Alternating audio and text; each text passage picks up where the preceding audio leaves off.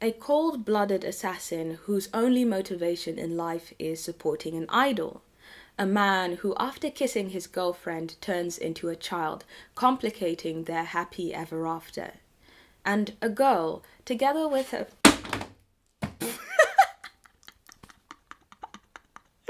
We're off to a great start! And a girl, together with her pet friend, looks for any signs of human life in a world that has been decimated by aliens. These are some of the manga that lie at the heart of Hata. Hello everyone, it's Seiji, and today we will be looking at Hata, which is one of the best manga magazines that is currently running in Japan, at least in my humble opinion. I'll tell you all about this seinen magazine and how its unique characteristics has made it such an outlier within the manga industry. Additionally, I will cover the 14 new manga that started getting serialized in Hata in 2022. So as you might already be able to tell, I have a lot of interesting things to talk about. So let's just start at the beginning. Hata was founded back in 2008 by the publishing company Enterbrain, which itself is a division of Kadokawa. The magazine was first published under the name of Fellows from October 2008 up until February 2013, after which it started going by the name of Hata, pronounced in Japanese as Haruta. The name stems from the Indonesian word for treasure. Now, if one tries to find out what truly makes this magazine as special as a treasure, we first have to take a look at the first editor-in-chief, Oba Wataru. Back in 2008, at the time of Hata's inception, Oba saw that it was really hard for new mangaka to get their break within the industry, and he wanted to change this situation. Therefore, with that in mind, he chose for Hata to be a magazine focusing on publishing high-quality work from newcomers whilst excluding the publication of manga adaptations of light novels, anime, or any other source material. And so over the past 14 years, there has been a number of ways in which Hata has tried to publish work from new and exciting mangaka. The magazine is, for instance, known for featuring a large number of one-shots, with each issue publishing anywhere from 4 to 8 one-shots of newcomers, mangaka that haven't been published yet in Hata, and of course their own league of mangaka. Another thing that makes Hata stand out is its frequent release of special issues as well as the accompaniment of promotional booklets with their regular issues. In the past, for instance, they created Terang, which was a special issue that would come out twice a year in January and July, during the time Hata itself would be in its off-season. Terang featured one-shots of about 20 mangaka, with many of them being published for the first time by Hata. Unfortunately, however, Terang hasn't seen any new releases since January 2022. However, instead of this, in June, Hata released a collection of one-shots by 14 different mangaka called Madowaseru Onatachi. As for promotional booklets, a good example is the bookstore special that came with their September 2022 issue, which was a manga collection called Romance Grey Fellows. And this one featured one-shots of about 19 mangaka about handsome or G-sans. And then finally, there is the Yatagarasu Cup, which is a manga competition Hata has been holding twice a year since 2021. Winning the competition means getting paid to have your one-shot published in Hata as well as on their website. And just like with any other one-shot published in Hata, if it becomes popular, there's a chance it will receive a full serialization. As of now, 4 Yatagarasu Cups have been held, with there being anywhere between 8 to 13 winners for each run. As for the requirements of the competition, in order to enter, you have to submit an original work that has not yet been published in a commercial capacity. And besides this and some formatting rules, there really aren't any other restrictions.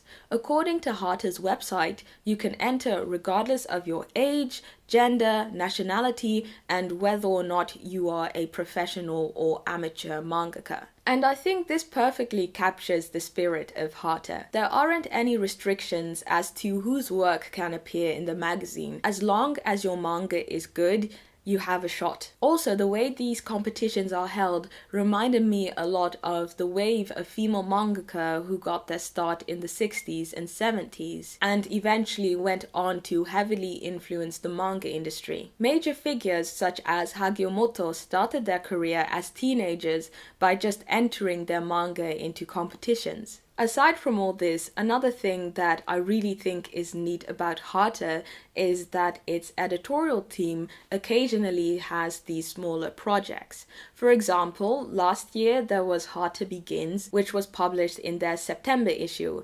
This was an 8-pager where editors challenged 8 mangaka to create a 1-page manga. Another project they had last year was the 2nd edition of the Hata Another Cover collection, where for the February issue they included additionally high quality covers with special paper and a special design for 2 manga volumes they recently published. So let's now have a look at how Hata operates. The magazine is published 10 times every year with monthly releases except for January and July. Currently there are 14 manga that are running in the magazine, 14 of which started in 2022. Of the total 14, there are 2 that are serialized irregularly, with the rest being split into 3 teams called Ha, Ru, and Ta. The Ha team consists of 20 manga that are published 10 times a year, so they appear in each regular edition. Both the 11 manga in the Ru team and the remaining 7 in the Ta team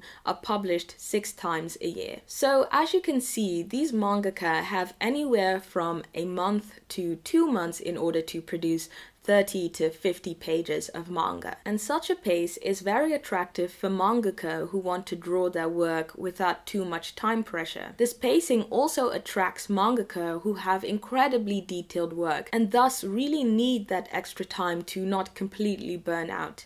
And so in Hata, you frequently come across very detailed work. A good example of this is A Bride's Story by Mori Kaoru, which is known for its frequent display of intricate patterned fabrics. There's also a new series I will talk about later called Usuzumi no Hate by newcomer Iwamune Haruo, and this one features a dystopic world with absolutely stunningly drawn views. Now, I also ended up looking into the gender of the 14 mangaka, and it turned out that there was an equal split of 7 women and 7 men when it came to the 14 mangaka that had this information publicly available. Looking at the remaining 26 mangaka, there seemed to be an equal split of female and male gendered names, with there also being a couple of unisex names. This, of course, is not an accurate way of finding out someone's gender, but taking into account the confirmed genders of the 14 other mangaka,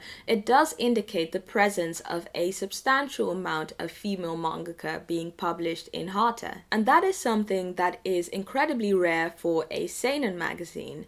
Take for instance Weekly Young magazine. Of the 14 mangaka that currently have their manga running in this magazine, I found that 35 were male, 3 were female, and the remaining 11 didn't have that information available. Also, the manga of the female mangaka just started running last year. Having so much diversity in terms of gender, I think adds as a factor as to why Hata not only amongst the male readership does exceptionally well. Manga such as A Bride's Story, Haven't You Heard? I'm Sakamoto, Delicious in Dungeon, and Hinamatsuri are all manga that are widely read across all demographics. Whilst being a seinen magazine, Hata has shown that it is able to also perform well beyond its target demographic, and that, in my opinion, is one of Hata's biggest strengths. And I just want to make this clear. There's nothing necessarily wrong with grouping manga by gender and age demographic. It's evident that it has its advantages. However, the downside is that these labels can be quite limiting, and that is especially the case when work is labeled shoujo or josei. We often see how shonen and seinen manga are also enjoyed by a substantial amount of people outside of their target demographic. However, this isn't much so the case when it comes to shoujo and josei. And you can hold an entire discussion about all these labels, but that is a topic for, I guess, another video. So moving on, another notable strength of Hata is the diversity it provides in terms of genre. I created this little chart here that shows the wide range of genres you'll be able to currently find in Hata. As you can see, there is a large amount of drama, historical, and slice of life manga, which are some of the more accessible genres to the average reader as compared to, for instance, horror or science fiction, which are a little more niche. Aside from the editorial team's own influence, I think another reason for the diversity in genre is that, as a rule, the editorial team does not propose any type of manga ideas for mangaka to create, which itself is a practice that is otherwise very common within the manga industry. This rule, by the way, is also the reason as to why you don't see any writer-illustrator teams featured in Hata, as these are almost always created at the behest of an editor. Looking back at the chart, the last thing I wanted to note is that I found it particularly interesting to see the low number of ecchi manga, which is quite rare for a seinen magazine. The last thing about Hata's editorial team I wanted to mention is its heavy collaboration with other editorial teams from Kadokawa's line of manga magazines. In 2017, editor-in-chief Oba stepped down from his position at Hata and became the editor-in-chief of the shoujo magazine called Asuka, which by the way is also a really good magazine that publishes great shoujo manga. Now, despite not directly being part of the editorial team of Hata, Oba still has close relationships with this department, and that is evident as works from mangaka published in Asuka have been featured in the promotional booklets and special editions of Hata over the past 5 years. Additionally, back in 2021, a new magazine was established called Aokishi, named after Der Blaue Reiter, which was a small group of German artists in the 1910s in Munich. This magazine doesn't target any specific demographic, but rather it tries to offer manga lovers a reading experience where they get to delve into various genres such as romance, comedy, action, historical fiction, etc. Oba is the editor-in-chief and works together with volunteers from the editorial staff of Hata, Asuka, seinen magazine Dengeki Mao, and josei magazine Kitora to produce Aokishi. And as a result of the creation of this new magazine, 4 Hata magazines have been transferred to Aokishi. Hata actually is the only magazine of the 4 that has provided manga that was already running in their own magazine to be serialized in Aokishi. And I think this is yet another thing that shows how Hata transcends the label of seinen manga. The editors give the mangaka a lot of creative freedom and time to create their work, so that regardless of who you are as a reader, you'll be able to open Hata and find something to treasure. And now, finally, in the spirit of Hata, I would love to take you through all the new manga that started getting serialized in 2022. I found that of many there weren't yet any English translations of the synopsis, so I thought it would be nice to do that in this video. In total, there were 14 new series that started, and for each I read anywhere from 50 pages to a full volume's worth of pages. In this video, I will only be going over the synopsis, but if you are interested in knowing more about any of these manga, then I highly recommend you watch my manga and anime podcast, Mochi Doki Mochi, where I'll be covering all these manga extensively. These podcast episodes are posted on a separate channel, and aside from manga that is already available in English, I also talk about a lot of manga, both new and old, that hasn't yet received translations. So I'll leave a link to that in the description box below. Lastly, Hata on their website also provides the first chapter of each of these manga for free, so I will also leave a link to that in the description box. So, starting off with Hata's February issue, 2 new series started their serialization. First, we have Kirakira to Giragira, created by Arashida Sawako. This is a rom-com manga about Himeji Ruru, who looks like she just stepped out of a shoujo manga. Due to her father's work, she has to leave the Kirakira Academy that's filled with other shoujo-like characters and transfers to Gokumon High School. As she steps into her classroom, however, she finds that all of the kids, they kind of look off. Basically, this entire school is filled to the brim with delinquents drawn in the Gekiga style. Ruru is intimidated at first, but is happy to find that her childhood friend called Zen, who moved away from her town a long time ago, is one of her new classmates. However, Zen has changed a lot from his shoujo manga days and is now the top dog of the school. And so the question now is, will Ruru, despite their differences, be able to find a way back to his heart? Who knows?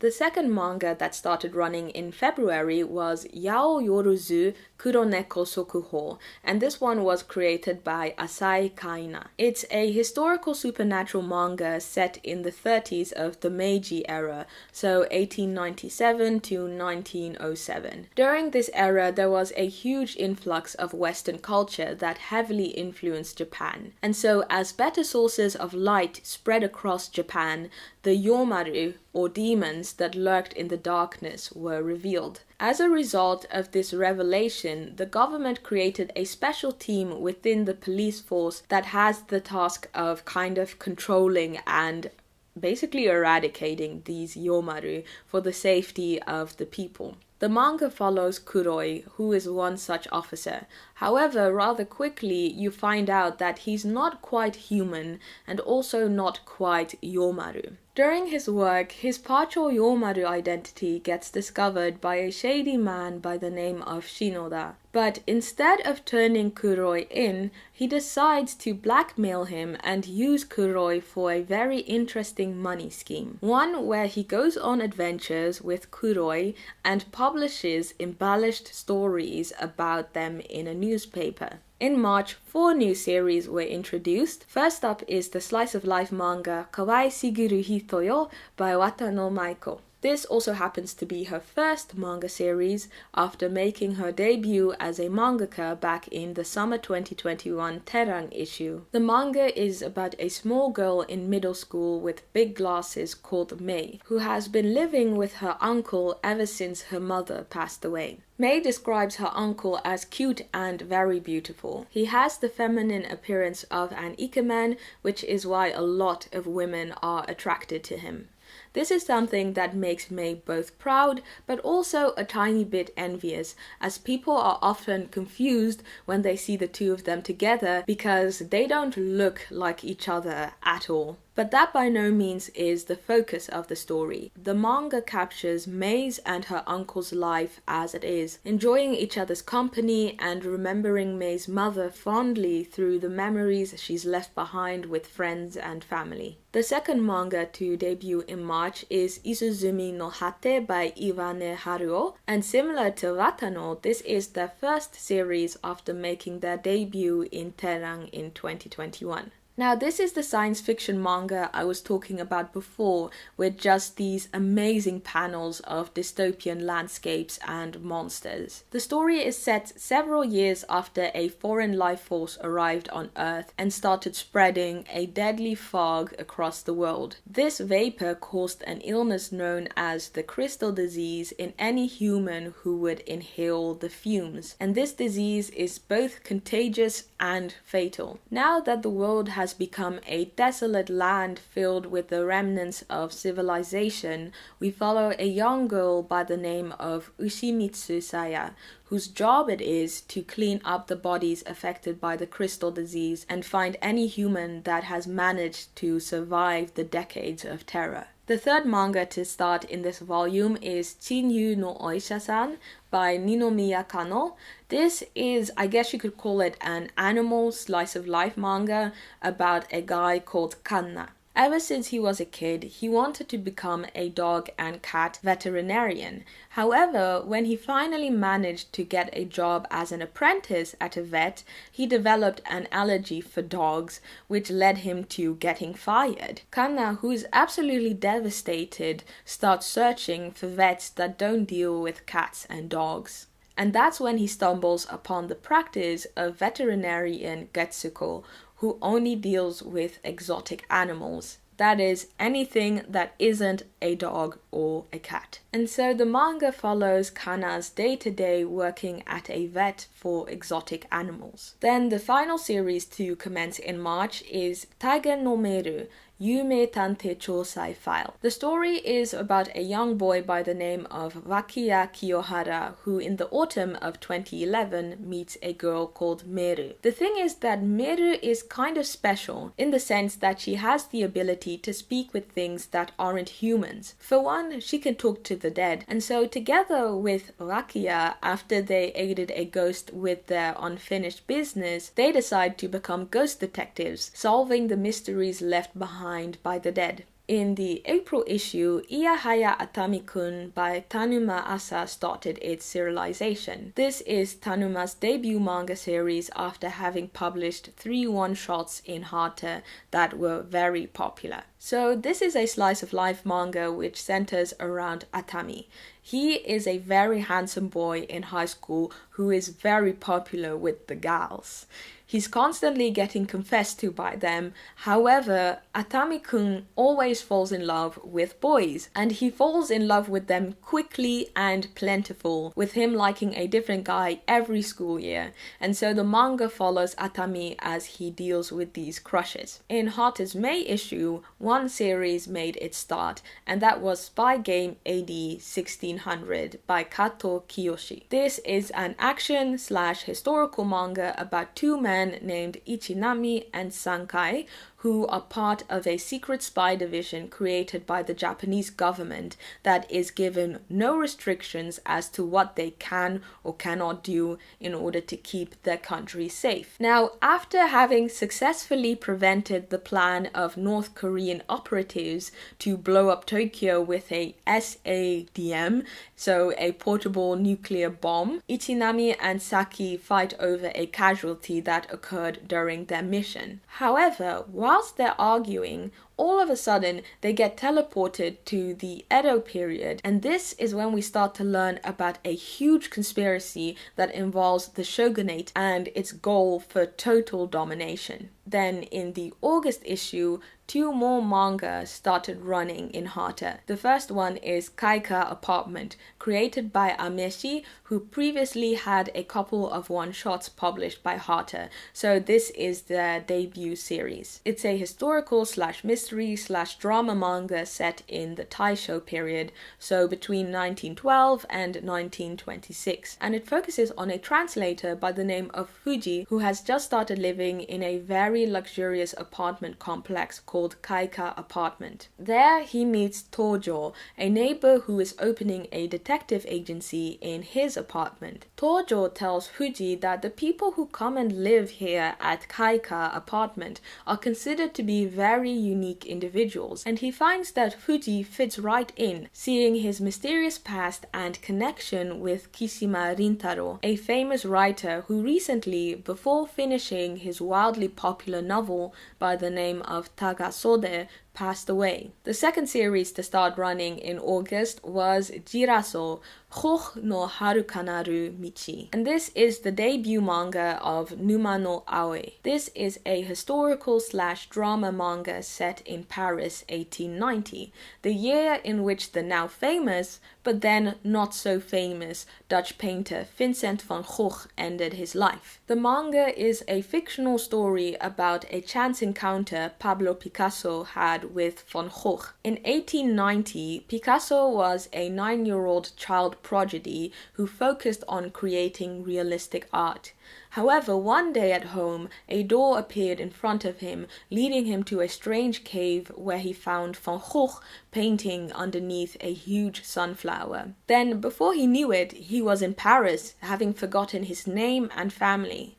Van Gogh ends up taking him in, and they stay together until this strange passage emerges again and Picasso is able to return home, but not without tragedy striking. Moving on, another 2 series started in the October issue. One of them is Hanazono ni Miki ga Tatsu. This is the debut manga of Nozawa Yukiya after having one of their one-shots published in Terang. It's a school life manga about Tono Miki, a boy who gets admitted to Shiritsu Orin Gakuen. This is a private school that has just become co-educational, but as it turns out, Tono is the only boy to have entered this year. And so the manga is about Tono, who together with another girl that just entered the academy, tries his best to integrate within this crowd of posh schoolgirls. The second manga to start in Hata's October issue is Mahou no Eden.